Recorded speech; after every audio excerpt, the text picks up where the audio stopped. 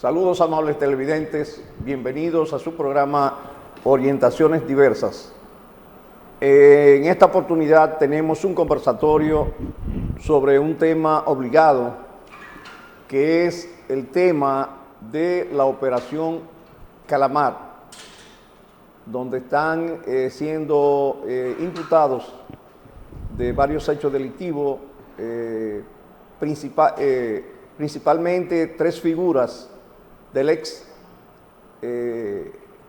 anterior gobierno, del Partido de la Liberación Dominicana, el señor Gonzalo Castillo, ex ministro de Obras Públicas y ex presidente y ex candidato a la presidencia de la República, el señor Donald Guerrero, ministro de Hacienda, y el señor Peralta, que era el director administrativo o ministro administrativo de la presidencia. Vamos a hablar sobre este tema, pero queremos hacer una observación, y es que fundamentalmente los medios de comunicación, llámese noticiero y ese tipo de informaciones, se fundamentan fundamentalmente, valga la redundancia, en los hechos, es decir, narran los hechos y hablan sobre los hechos. Este programa es un programa eminentemente de orientación, es decir, un programa educativo. Y lo que vamos aquí es a hablar de manera jurídica y llevar algunas orientaciones a todos ustedes de algunos aspectos que tienen que ver con este tema de Operación Calamar. Saludo Jason, saludo Félix Vargas. Saludos, licenciado Vargas. Sí, como decía Félix y Jason, tenemos un conversatorio sobre este tema, que es un tema de actualidad y que a los amables televidentes, fundamentalmente a aquellas personas que no son abogados y que no tienen conocimiento de asuntos jurídicos, pues nosotros tenemos que darles algunas orientaciones para que sepan por qué una cosa es de una manera y no de otra diferente. Así es. Magistrado, antes de iniciar, me gustaría que en este caso el licenciado Félix Vargas nos especifique, nos establezca y nos muestre y enseñe qué es un calamar. Bien, buenas.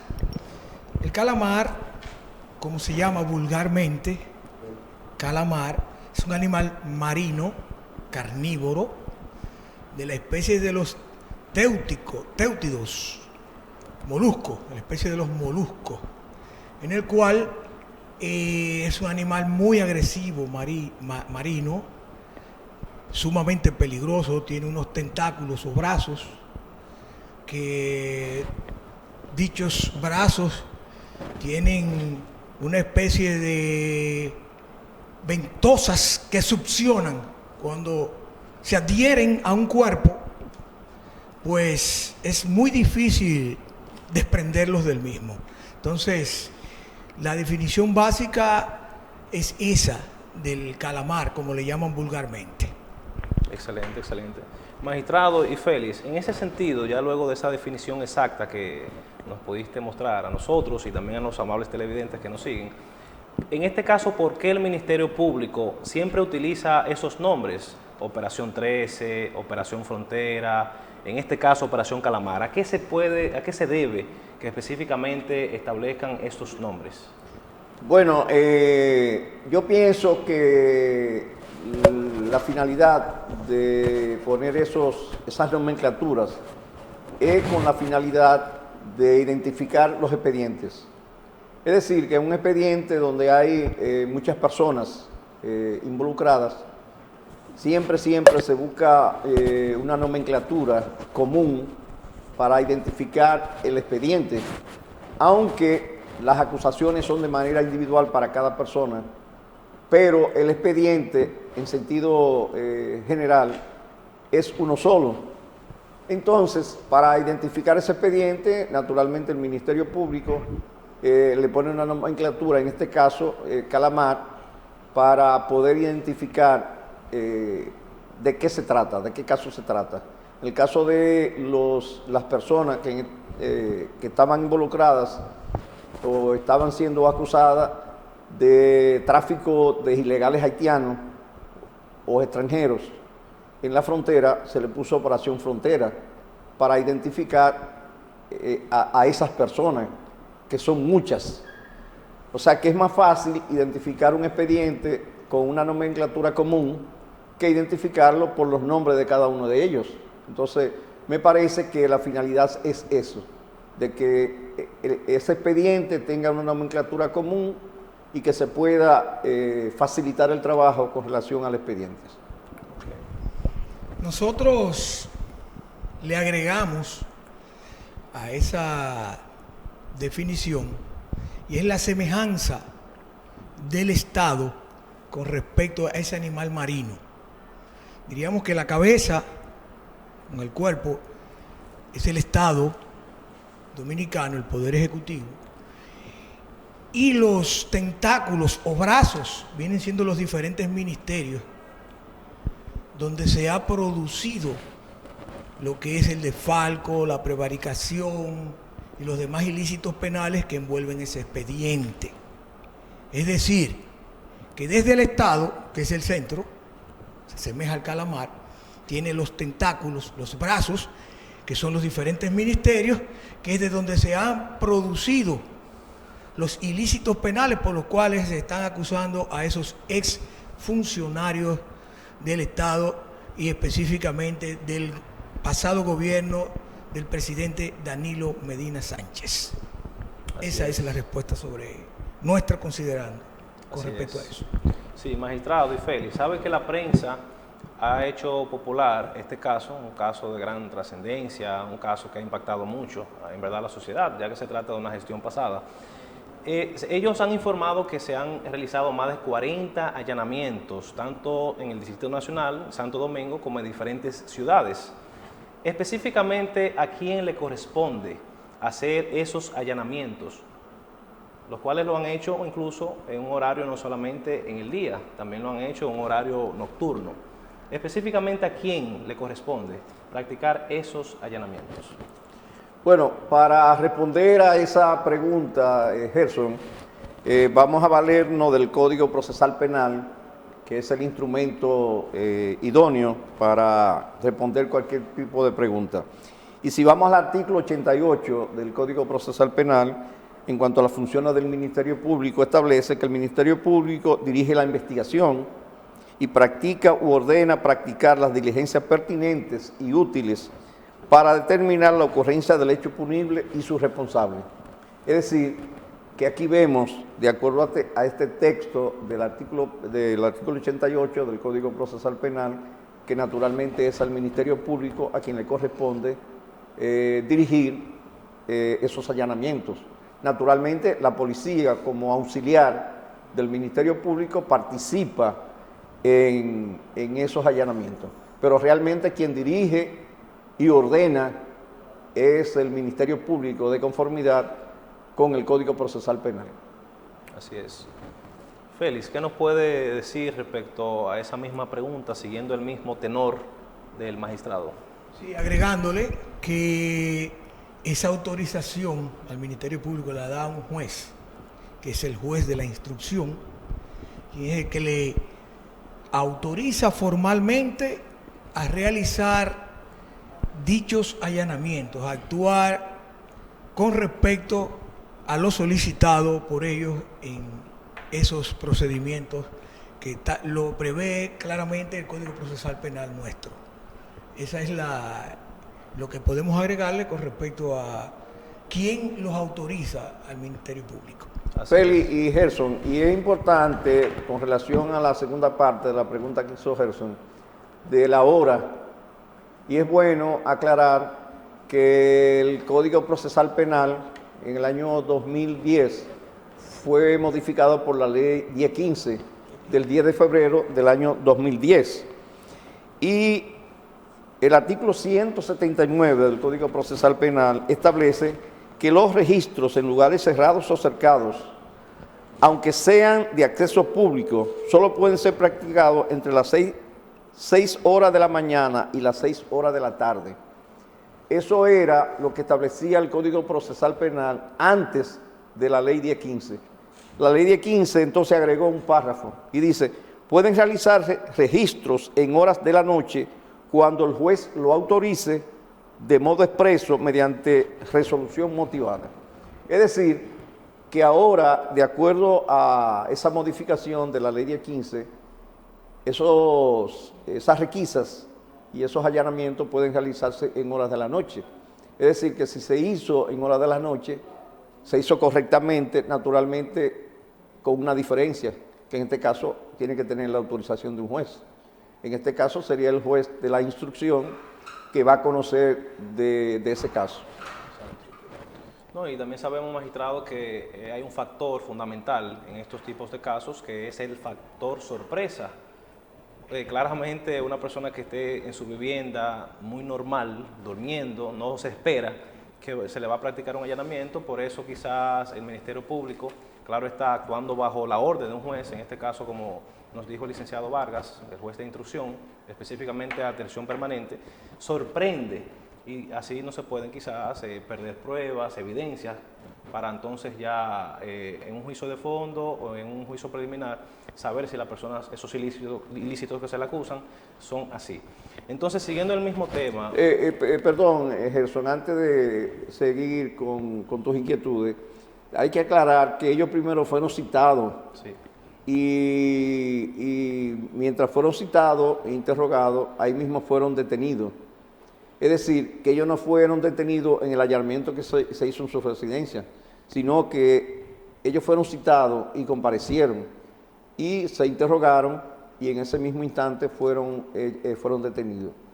Es decir, que cuando se hizo el allanamiento, naturalmente ya quizá ellos no estaban en su residencia, sí, sino acusados, que ya estaban detenidos, sí, estaban detenidos. Habían sido detenidos por el Ministerio Público y naturalmente tiene que haber una orden de un juez. En este caso, el juez de la instrucción ya había ordenado la detención de esas personas. Es decir, que cuando el Ministerio Público actúa en este tipo de casos, naturalmente tiene que tener una orden judicial, porque el Ministerio Público per se no puede detener a una persona ni hacer ningún tipo de detención si no tiene previamente una autorización del juez correspondiente. Así mismo es. Siguiendo ese mismo tema, magistrado, como sabemos que eso pasó el sábado pasado, como ellos fueron citados, ¿cuáles son esos ilícitos que actualmente a estos exfuncionarios de la gestión pasada se le está acusando? ¿Cuáles podemos describir? Tanto Félix como usted. Bueno, Félix, tú estabas hablando fundamentalmente de prevaricación, que era uno de los ilícitos que se le estaba acusando a estas personas.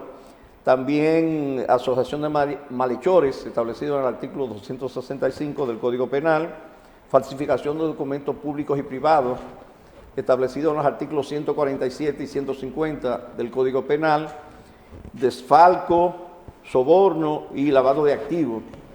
Es decir, que estamos hablando de una serie de ilícitos penales de los cuales se le está acusando. ¿Es así, Félix? Correcto. Lo que tipifica realmente que es un expediente de acción pública, puramente pública. O sea, llevado por el Estado, por el Ministerio Público, quien ejerce la acción penal en este caso. Esos ilícitos penales, prevaricación, que tanto si fueron funcionarios o siendo funcionarios del Estado, ese ilícito penal se le tilda inmediatamente a los que violen ese artículo 166, que es desfalco al Estado en sus diferentes desmembraciones. Ahí está el lavado de activos, falsificación de documentos públicos y privados, soborno y el desfalco, que no lo habíamos mencionado. Entonces, es sumamente grave la acusación. Tanto así que conlleva penas de 10 a 20 años de prisión. Entonces, es un expediente que tendremos que estar llevándolo dándole seguimiento continuo para ver el desarrollo del mismo. Esa es la realidad. Vamos a ver, Félix, en un instante lo que dice el Código Penal con relación a esos ilícitos, pero antes vamos a hacer una pequeña pausa y de inmediato regresamos.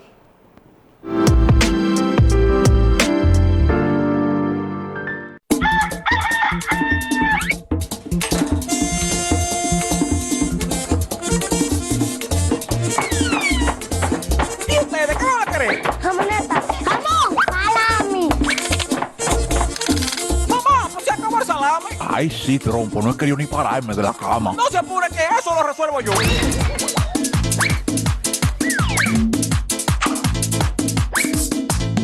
En La Ganadera yo hallo todo tipo de embutidos para deleitar mi paladar.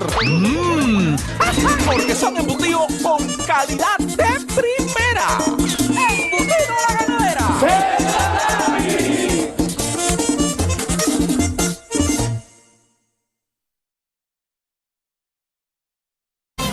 Buscando visa para un sueño, buscando visa para un sueño, buscando visa de cemento y cal, y en el asfalto ¿quién me va a encontrar? Buscando visa para un sueño, buscando visa para un sueño, buscando visa la razón de ser, buscando visa para no volver, buscando visa para un sueño, buscando visa para un sueño.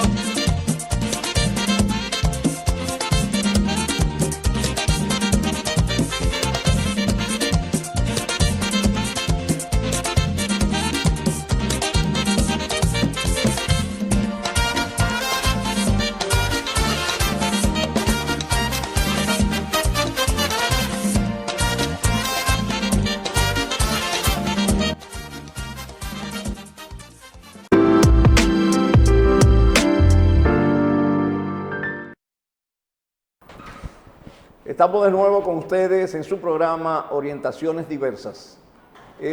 Antes de la pausa decíamos que vamos a ver qué dice el Código Penal con relación a algunas de estas acusaciones de estos textos legales. Fundamentalmente el artículo 165, que se refiere a la asociación de malhechores.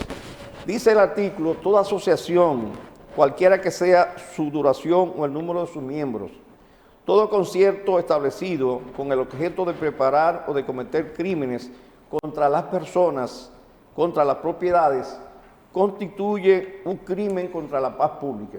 Es el artículo 265. Y se castigará con la pena de reclusión mayor a toda persona que se encuentre culpable. Y es bueno hacer una pausa aquí por el asunto de se declara culpable, porque ningún tribunal declara inocente a ninguna persona. No, ustedes nunca van a ver una sentencia que diga que se declara inocente a una persona, porque no se está juzgando la inocencia. La sentencia lo que tiene que decir es, si es culpable, se declara culpable, y si es inocente, se declara no culpable, pero no inocente, porque no se está juzgando la inocencia. Es decir, que cuando un juez da una sentencia absolviendo a una persona porque no se demostró que era culpable, dice la sentencia, se declara a fulano de tal,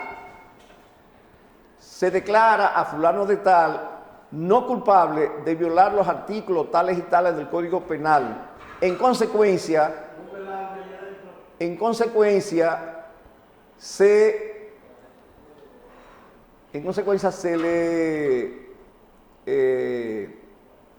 absuelve de cualquier responsabilidad penal.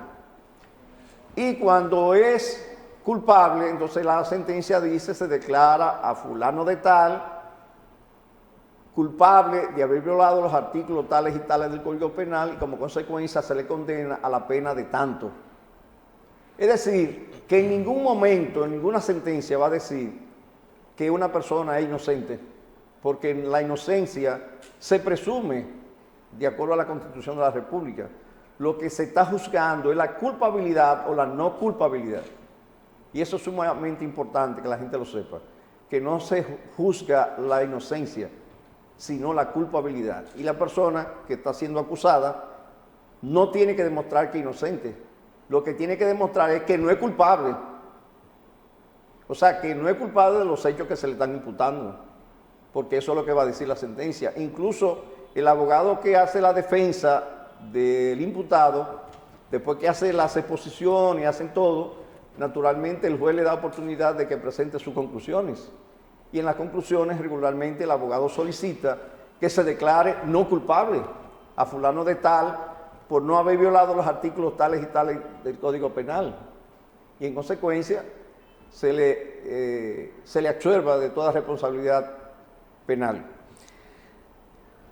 Yo quiero leer el párrafo 1 del artículo 265 del Código Penal Dominicano, que es sumamente importante. ¿Y por qué yo digo que es sumamente importante? Porque aquellas personas que cooperen con las autoridades quedan exentas de pena. Y dice así: la persona que se ha hecho culpable del crimen mencionado en el presente artículo, es decir, el 265, será exenta de pena si antes de toda persecución ha revelado a las autoridades constituidas el concierto establecido o hecho conocer la existencia de la asociación. Es decir, en este caso hay personas que han estado cooperando con las autoridades y que incluso van a ser presentados como testigos. Entonces esas personas naturalmente quedarán exentas de sanción penal porque están cooperando con las autoridades para determinar que realmente hubo una asociación de malhechores y que se cometieron los hechos que imputa el Ministerio Público. Vamos a leer los demás textos para que se vea. Así es, vamos a leer el artículo 147 del Código Penal Dominicano, el cual reza de la siguiente manera: se castigará con la pena de 3 a 10 años de reclusión mayor a cualquier otra persona que cometa falsedad en escritura auténtica o pública, en las de comercio y de banco, ya sea que imite o altere las escrituras o firmas, ya que estipule o inserte convenciones, disposiciones, obligaciones o descargos, después de cerrados aquellos, o que adicione o altere cláusulas, declaraciones o hechos que debían recibirse o hacerse constar en dichos actos. Fuera bueno, magistrado, en ese mismo tenor, que también le demos lectura al artículo 150, donde ya entonces establece lo que es la falsedad en escrituras privadas. Este artículo dice lo siguiente: se impondrá la pena de reclusión menor a todo individuo que, por uno de los medios expresados en el artículo 147, el que le dimos lectura anteriormente, cometa falsedad en escritura privada. También, magistrado, siguiendo el mismo tenor de los artículos que le estamos dando lectura, ahorita cuando hablamos de los hechos que se le están imputando, hablamos de lo que es la prevaricación. Entonces me gustaría darle lectura al artículo 166, también del Código Penal Dominicano, para que los amables televidentes puedan específicamente saber lo que este artículo establece. El artículo 166 del Código Penal Dominicano dice lo siguiente: el crimen cometido por un funcionario público en el ejercicio de sus funciones es prevaricación. Así es. Bueno, de acuerdo a esa lectura podemos ver que realmente esos son los textos legales en los cuales se fundamenta la acusación del Ministerio Público contra estas personas. Ahora, como decía anteriormente, ellos tendrán que demostrar que no son culpables, no demostrar que son inocentes, es demostrar que no son culpables, porque la inocencia no se está cuestionando, lo que se está cuestionando es la culpabilidad o no culpabilidad. En este caso, ellos tendrían que demostrar por ante un tribunal, que naturalmente es el tribunal colegiado, un tribunal colegiado de primera instancia que conocerá de este asunto, y ellos tienen ya en el fondo que demostrar que no son culpables. Sí, ciertamente la inocencia se presume, eso el Código de Procedimiento Criminal lo preveía en ese entonces, y es de esa manera. Ellos tendrán que lograr el descargo de los ilícitos y las imputaciones que tienen a cargo. Por eso tienen que procurar también el descargo de esos ilícitos en los cuales se le imputa. Esa es la realidad con respecto a eso, y siempre se presume la inocencia. Tienen que demostrar su no culpabilidad, y el Ministerio Público, que es quien acusa, pues probar que son culpables. Esa es la realidad, y el juez dictaminará con respecto a las pruebas aportadas y dictaminará al final ya con todas las pruebas necesarias, habidas y por haber, que tendrá a bien luego que finalice el proceso, chequear para luego dar su dictamen final. Esa es lo que va a acontecer en este proceso, que le daremos un seguimiento formal. Así es. Sí, Félix y Gerson, también es bueno aclarar que cuando un tribunal declara a una persona no culpable, naturalmente ordena su libertad. O sea que en la misma sentencia, además de declararlo no culpable de haber violado los artículos tales y tales del Código Penal, y como consecuencia declararlo exento de responsabilidad penal, también ordena su libertad. Por experiencia propia, que tuve la oportunidad de ser juez de una corte penal, en más de una oportunidad nosotros, y digo nosotros porque también era un tribunal colegiado, no solamente ordenábamos la libertad de la persona, sino la libertad inmediata desde la sala de audiencia. Es decir, que no tenía que ir a la fortaleza y que en la fortaleza fuera que se ordenara la libertad. No, se ordena la libertad inmediata desde la sala de audiencia. Y esa persona inmediatamente quedaba en libertad desde ahí. Naturalmente el Ministerio Público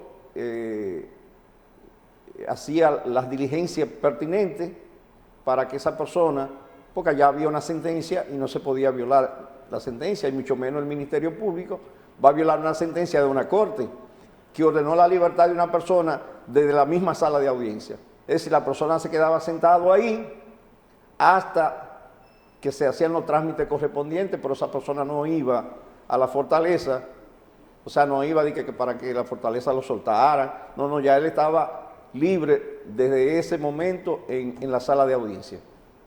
O sea que digo esto por experiencia propia, pero regularmente, inmediatamente se declara no culpable, hay que ordenar la libertad de esa persona. Vamos a hacer una nueva pequeña pausa y de inmediato regresamos con ustedes.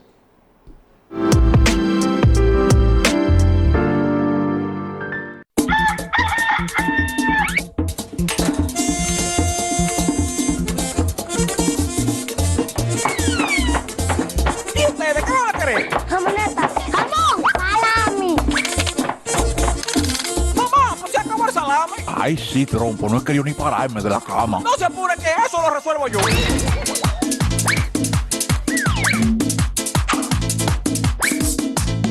En la ganadera, yo hallo todo tipo de embutidos para deleitar mi paladar. Porque son embutidos con calidad de primera. ¡Embutido La Ganadera!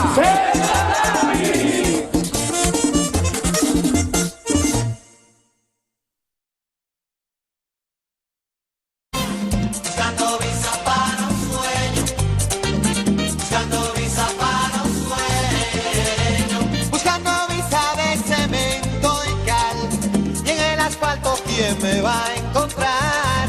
Buscando visa para un sueño.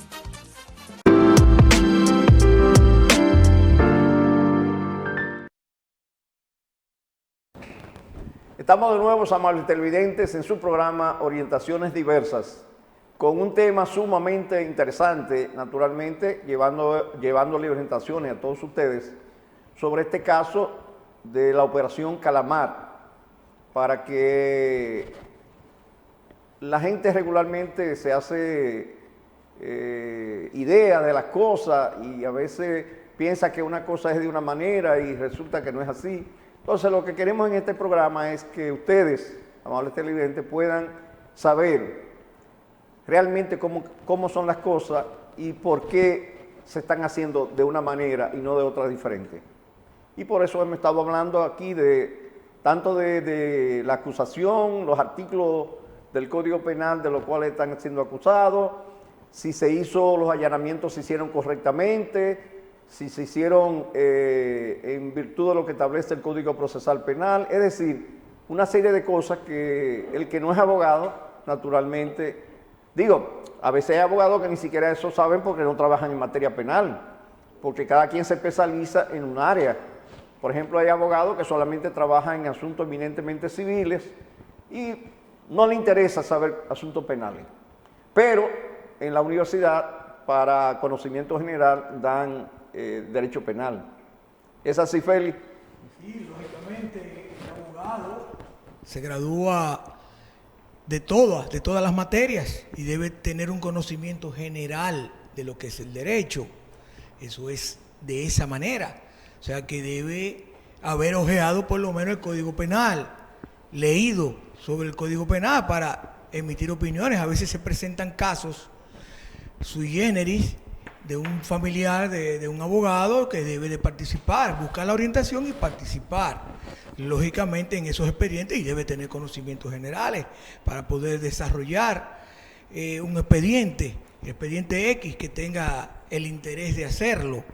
Es por eso que, lo reiteramos, deben tener conocimientos de todas las materias, profundizar, hacer sus maestrías. Y siempre he dicho que las maestrías se hacen ya cuando el profesional tiene un ejercicio de más de 5 o 10 años. Eso siempre he hecho hincapié y lo pongo en discusión porque una persona recién graduada no tiene ninguna práctica, no tiene ejercicio. Y en ese tenor debe de tener un ejercicio para luego participar en una maestría, en un doctorado, y desarrollarse en la materia que precise y quiera hacer. Así es. Y si no, Félix y magistrado, aquí estamos nosotros en Orientaciones Diversas para que vayan aprendiendo, ¿verdad?, de estos conocimientos. Así es. Sabe, magistrado, que en este caso, y Félix Vargas, de la especie que estamos hablando, la prensa hace alusión que ellos fueron citados y fueron apresados ahí inmediatamente, lo que nos indica que obviamente tenían ya una orden de un juez antes. Pero siguiendo ese tenor y para que no quede duda, ¿podría el Ministerio Público o podría también la Policía Nacional apresar a una persona sin una orden judicial?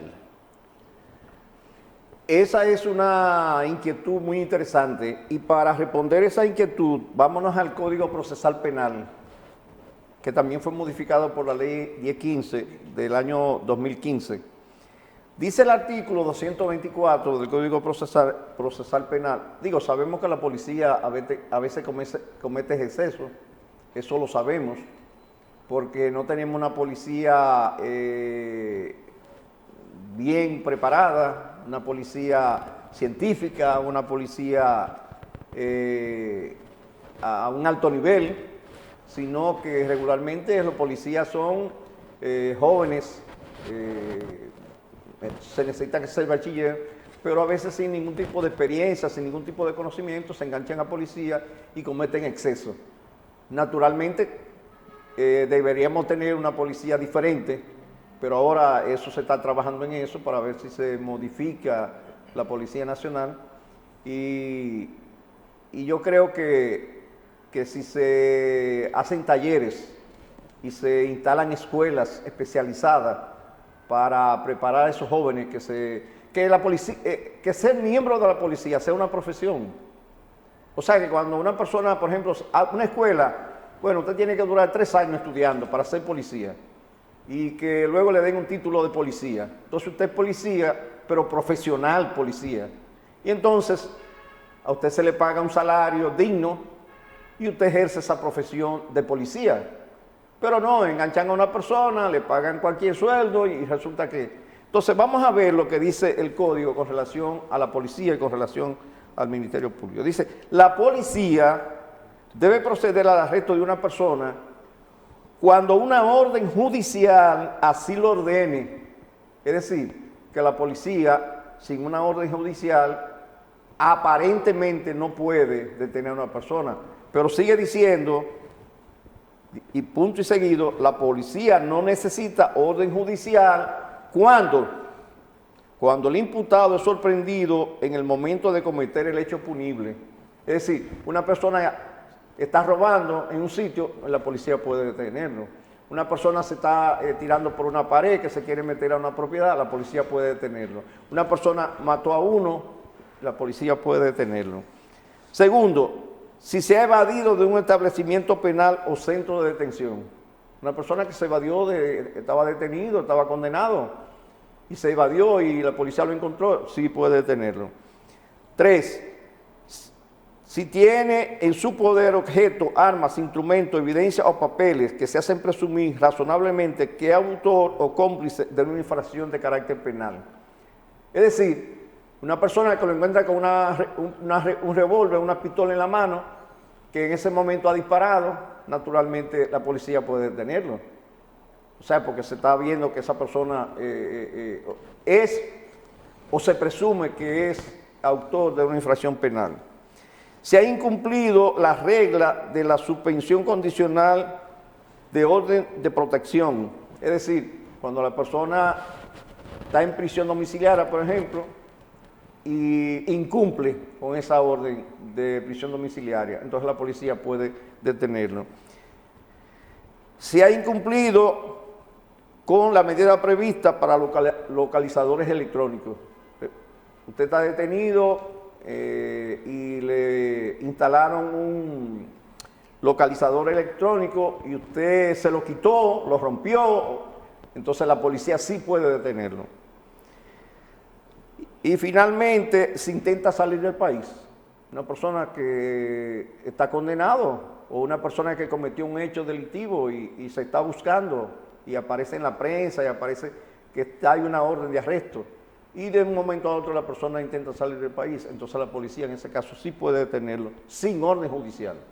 Es decir, que no en todos los casos la policía puede detener, no puede detener a una persona. Es decir, en estos casos que mencioné, no necesariamente tiene que tener una orden policial. Y sigue diciendo el Código Procesal Penal, la autoridad policial que practique el arresto de una persona debe ponerla sin demora a la orden del Ministerio Público para que éste, si lo estima pertinente, disponga directamente su puesta en libertad o solicite al juez la medida de coerción que corresponda. Es decir, que la policía detiene a una persona e inmediatamente, sin demora, dice el Código Procesal Penal, tiene que ponerlo a orden del Ministerio Público. Y el Ministerio Público determinará si lo pone en libertad o si hay que, con la autorización de un juez, ponerle alguna medida de coerción. Es decir, que es sumamente importante que la gente sepa eso, porque a veces la gente comienza a hacer conjeturas y no sabe lo que realmente dice los textos legales. O sea, que este texto legal es bastante claro con relación a la actuación de la Policía Nacional, que sabemos que la Policía Nacional lo que es auxiliar del Ministerio Público, pero en ningún caso decide absolutamente nada, sino todo tiene que ser por decisión del Ministerio Público. Sí, y ciertamente que de la única manera que puede realizar los arrestos es cuando sorprende a alguien en flagrante delito, que es cuando una persona es encontrada cometiendo un ilícito penal, penetrando a un inmueble, a una casa de familia,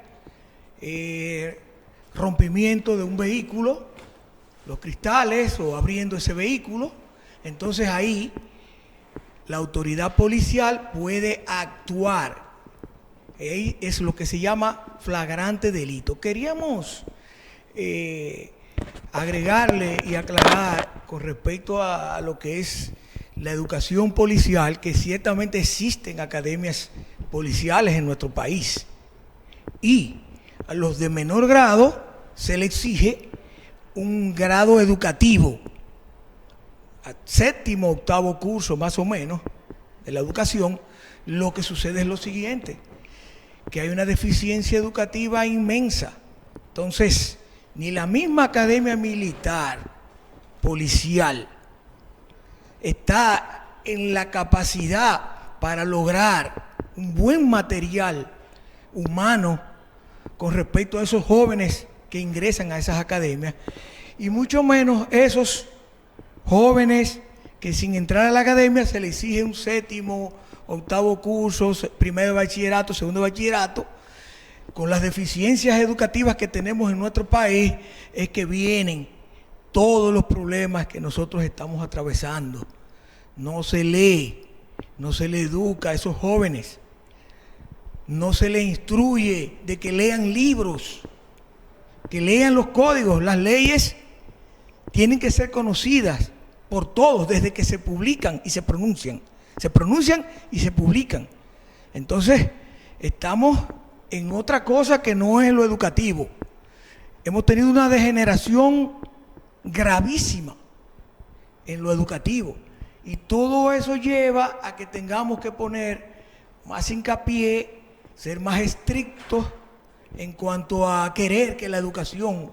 Estamos trayendo extranjeros, españoles, para tratar de ver y formalizar ese cuerpo humano que componen los miembros de la Policía Nacional, crear nuevos reglamentos de conducta, de cómo actuar ante la sociedad, ante los civiles.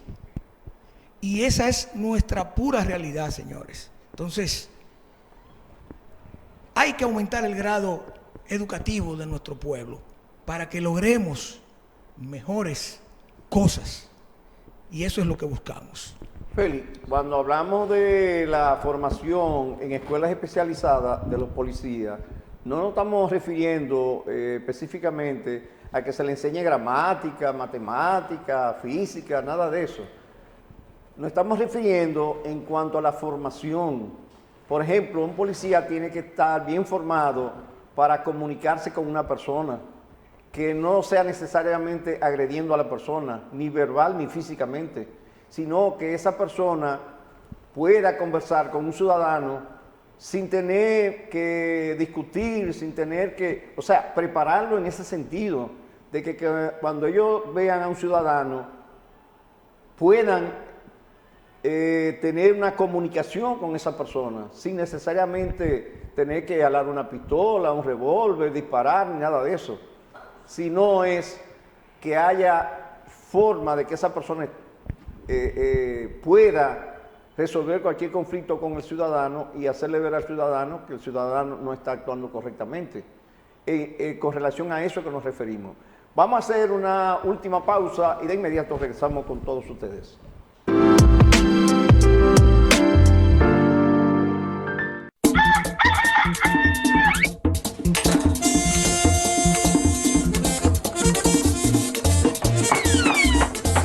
¿Y ustedes qué van a querer? Jamoneta. Jamón. Salami. Mamá, pues se acabó el salami. Ay, sí, trompo, no he querido ni pararme de la cama. No se apure que eso lo resuelvo yo.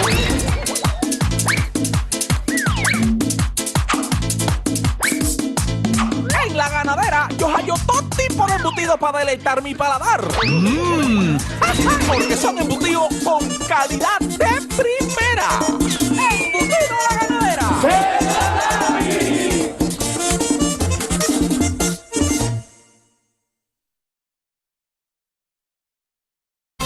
Buscando visa para un sueño, buscando visa para un sueño, buscando visa de cemento y cal, y en el asfalto ¿quién me va a encontrar?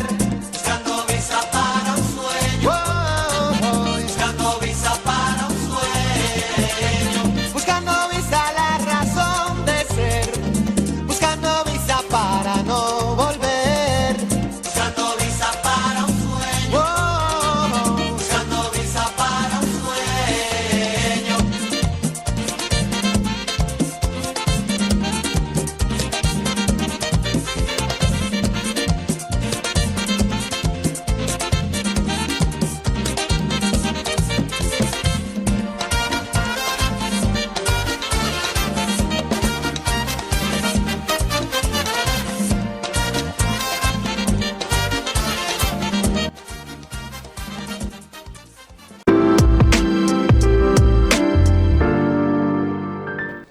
estamos de nuevo con ustedes en su programa Orientaciones Diversas.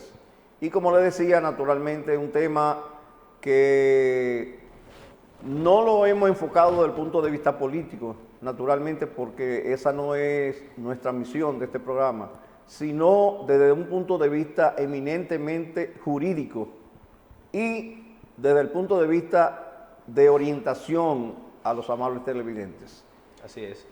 Sabe, magistrado, que este lunes se ha hecho viral en todos los canales de televisión la marcha que se hizo específicamente en Ciudad Nueva frente al Palacio de Justicia, donde dirigentes y personas allegadas al Partido de la Liberación Dominicana, PLD, hicieron una marcha, pero al parecer esa marcha se les salió de control, porque incluso rompieron cristales. ¿Qué se le puede a esa persona, qué se le puede imputar?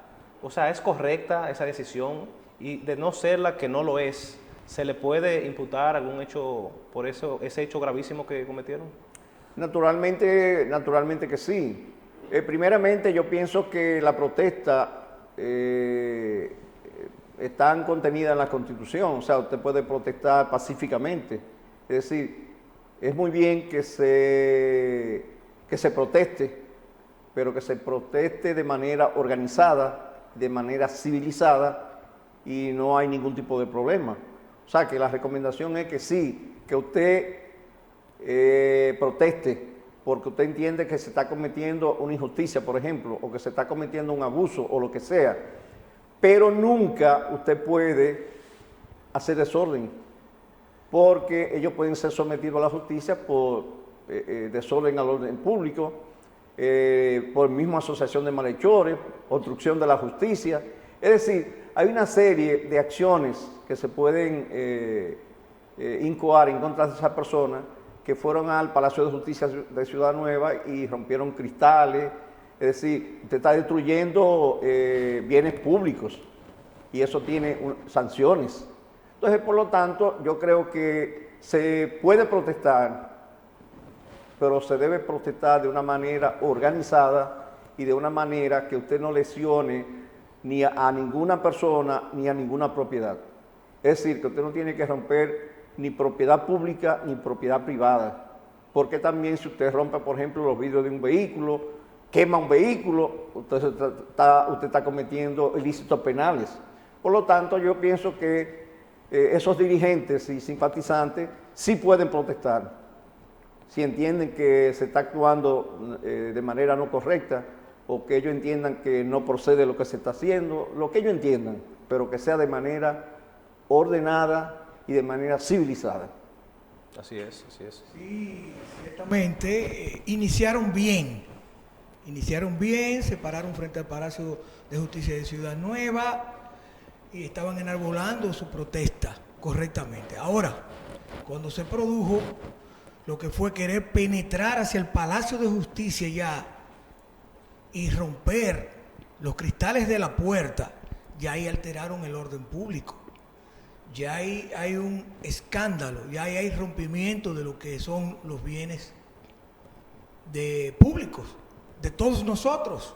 Entonces, esa forma no pacífica, esa forma de querer irrumpir en la justicia, esa es la parte ya que agrava el hecho de la protesta. Si se hubiesen mantenido pura y simplemente en el frontal del Palacio de Justicia, haciendo los reclamos, los pedimentos que ellos consideran pertinentes, amén, no hay problemas. Pero ya de esa manera agresiva, de esa forma poco sana, ya de esa manera no es perdonable. Ya ahí pueden haber sometimientos judiciales, y vi ahí inclusive a ese alto dirigente del Partido de la Liberación Dominicana, que es Jaime David Fernández Mirabal, estaba al frente. Claro que no fue de los dirigentes que intentó penetrar al palacio, ni lanzó improperios contra la justicia, pero sí los demás seguidores sí intentaron penetrar. Ahí vino el desorden, el caos total, que es lo que nosotros criticamos con respecto a esa postura, una postura no formal, una postura del tigueraje, como dicen. Esa es la realidad. Sí, así es. Sabe, magistrado, que este caso ha consternado mucho a la sociedad. Y bueno, a mi corta edad, no es que no soy muy viejito ni muy joven, nunca había escuchado un caso tan procedente como este. Ahora bien, ha sucedido en la República Dominicana un caso de esta misma trayectoria. Ha pasado un caso en el cual exfuncionarios del gobierno o funcionarios que ejerzan su función hayan sido sometidos como en este caso. Bueno, Gerson, y a los amables televidentes, realmente ha habido precedente, como es el caso del fenecido expresidente de la República, Salvador Jorge Blanco, quien fue sometido a la justicia y fue incluso condenado, y otros funcionarios. Es decir, que ya hay un precedente, y para agregar algo más a lo que decía Feli anteriormente, que yo recuerde en esa oportunidad que el presidente Salvador Jorge Blanco fue sometido a la justicia, no hubo protesta del Partido Revolucionario Dominicano, que era el partido al que pertenecía el ex presidente. No hubo ningún tipo de protesta, no se presentaron por ante el Palacio de Justicia a protestar, ni a romper cristales, ni nada de eso. O sea, que yo recuerde, no sucedió nada de eso. Sin embargo, el expresidente Salvador Jorge Blanco fue condenado porque fue encontrado culpable por los hechos que se le imputaban. Y yo pienso que todo funcionario público debe ser investigado. O sea, tenemos que acostumbrarnos a que cuando usted tiene una función pública, esa función pública es para servir, no para usted salir beneficiado de esa función. Es decir, si usted no puede ejercer una función pública para servir a la sociedad, entonces no la acepte. Es decir, que cuando a usted lo nombren en una posición de esa, usted sepa que esa función no es para usted salir millonario de ahí. Porque yo veo gente que salen millonarios en 4 años, pero yo duré 20 años en el Poder Judicial y no tengo ni siquiera una cuenta bancaria. Entonces a mí no me digan que con un sueldo nadie se hace rico. El gobernador del Banco Central, que creo que es el funcionario que gana el mayor sueldo en este país, que gana cerca de $1 millón, no se va a hacer millonario con ese sueldo. Con sueldo nadie se hace rico. Entonces gente que duran 4 años y a los 4 años tienen que 50 millones, que 100 millones, que sé yo cuántos millones, 300 millones. No, eso no es verdad. Si usted no tiene una empresa adicional a la función y que esos beneficios sean de su empresa, entonces tenemos que acostumbrarnos a que todos los funcionarios públicos sean investigados para determinar de dónde sale la fortuna que ellos declaran. Bueno, lamentablemente, Feli y Gerson, el tiempo se nos ha agotado, hemos llegado al final de nuestro programa. Ha sido un programa sumamente educativo, de buenas orientaciones para los amables televidentes, y será entonces en otra oportunidad que tendremos un programa similar con un tema que sea también de tanto interés. Entonces, hasta la próxima.